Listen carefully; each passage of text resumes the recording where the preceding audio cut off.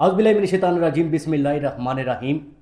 ملک پاکستان میں جس نے کرائم کرنے کے بعد پروٹوکول حاصل کرنا ہو تو یہاں تو وہ ملک پاکستان میں بڑی بڑی جو زمینیں ہڑپ کرے یا بڑے بڑے بینک بیلنس ہے جو وہ اپنے بنائے یا پھر بڑے پیمانے پر منشیات کی سمگلنگ کرے تو اس کو اسی طرح پروٹوکول ہے جو وہ دیا جائے گا۔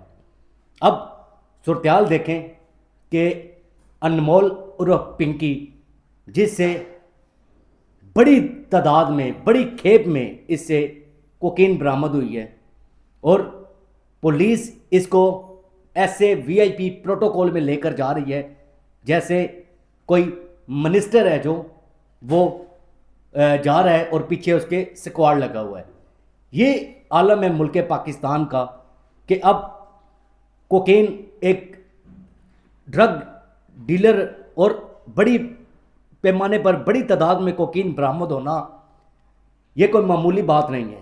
یہ انمول عرف پنکی ہے جو یہ پورے ملک میں کوکین سپلائی کرتی تھی اور ہمارے نوجوان لڑکے لڑکیاں اس کوکین کے نشے میں مبتلا ہو رہے تھے۔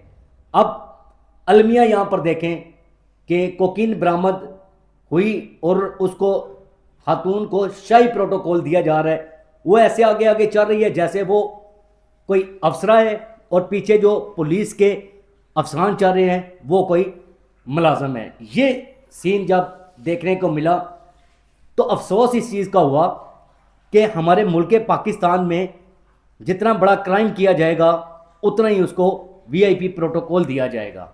اب اگر کوئی سیاسی گرفتاریاں ہوتی ہیں تو ان کو ہتھکڑیاں لگا کر چہرے ڈھانپ کر ایسے لے کر جاتے ہیں جیسے کوئی پتہ نہیں انہوں نے کتنا بڑا جرم کر دیا ہے۔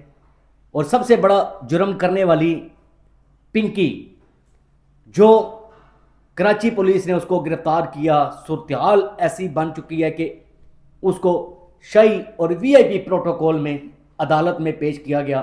وہ آگے آگے چل رہی ہے، پیچھے پولیس افسر اس کو گائیڈ کر رہا ہے، میڈم اس طرف جانا ہے اس طرف جانا ہے۔ یہ تو ہمارے ملک پاکستان کا المیہ ہو چکا ہے۔ یہ تو صورتحال ملک پاکستان کی ہو چکی ہے کہ جتنا بڑا کرائم کرو گے اتنی ہی جلدی آپ کو اس کرائم میں ریلیف ملے گا، کیونکہ جتنا معاملہ ہائی لائٹ ہوتا ہے اتنا ہی معاملہ جلد از جلد واپس نیچے آ جاتا ہے۔ اس خاتون کو ذرائع بتا رہے ہیں کہ اس کو جوڈیشل جیل بھیج دیا گیا ہے اور پولیس نے استدعا کی تھی کہ ریمانڈ دیا جائے، لیکن معزز عدالت نے اس کو جوڈیشل جیل میں بھیجا۔